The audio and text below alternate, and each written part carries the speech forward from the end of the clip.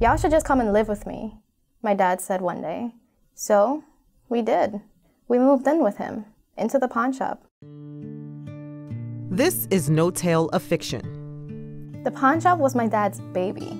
It stood on the side of a dingy beige apartment building in Brooklyn, on a street where crackheads roamed around with stolen items like shampoo and body wash with the Rite Aid stickers still on them, while guys in puffy jackets stood on the corners eyeing whoever walked by, even 15-year-old me. The events Sashiela Vieira described here are her personal account of a life she once knew. Moving to New York City from Guyana, then her father moving her and her little brother into his Brooklyn pawn shop. The only people that was aware that we lived in a pawn shop was our close family members. Once I got past feeling ashamed of where I've lived or feeling ashamed of what I've witnessed growing up, it was just easy for me to actually write it on paper and for me to actually share that with other people.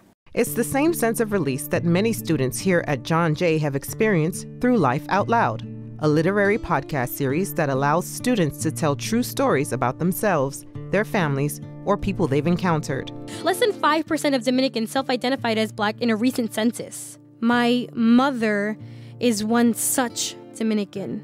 You're standing behind the counter of a fast food restaurant, looking into a line of people that could eat you alive. Eager to leave the past 15 and a half years behind me, I ruminate about the deplorable conditions of solitary confinement, where on some nights, the guards intentionally passed by my cell so I couldn't eat.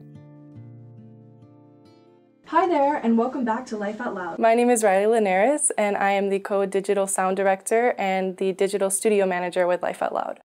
The criminology major has shared 2 stories on the podcast. First one that I shared was about me moving to New York and coming to terms with my sexuality and everything. So I was very scared, but it actually has helped me a lot move forward in that process. I believe in the power of storytelling.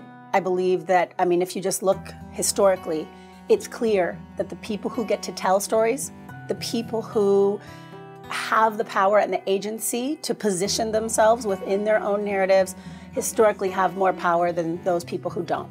It was about the title, but we don't have to stay on the title. We can move on from there. I'm Kristen Madrazo. I'm a lecturer here at John Jay College. Right now, I run the writing program. I teach creative nonfiction, and from one of those creative nonfiction classes came Life Out Loud. We're all so excited to bring you new stories in the coming months. Madrazo was inspired to start the series in 2015 while selecting course material. When she looked to share work from her favorite storytelling podcasts like The Moth, she ran into a problem. I really couldn't find a lot of literary nonfiction that was by young, urban people of color. It was almost all middle-aged, suburban writers, mostly women, and I was really getting concerned about, here's this genre I love, and I was like, are they gonna love this genre? They're not very well represented, but I know they have really interesting stories. Where are all of their stories? When her students began writing their own stories for her class, she realized that they were the answer. It was sort of like a moment of, I can't just let these stories die in a classroom or on a page. We're gonna have to do something with them because this group of storytellers is severely underrepresented. The process of getting each piece prepared for the show is a thorough one. Most of the selections are first workshopped in Madrazo's class. Each piece goes through several drafts, then students like Vieira make it on air. But what he hadn't said or planned on was business being slow.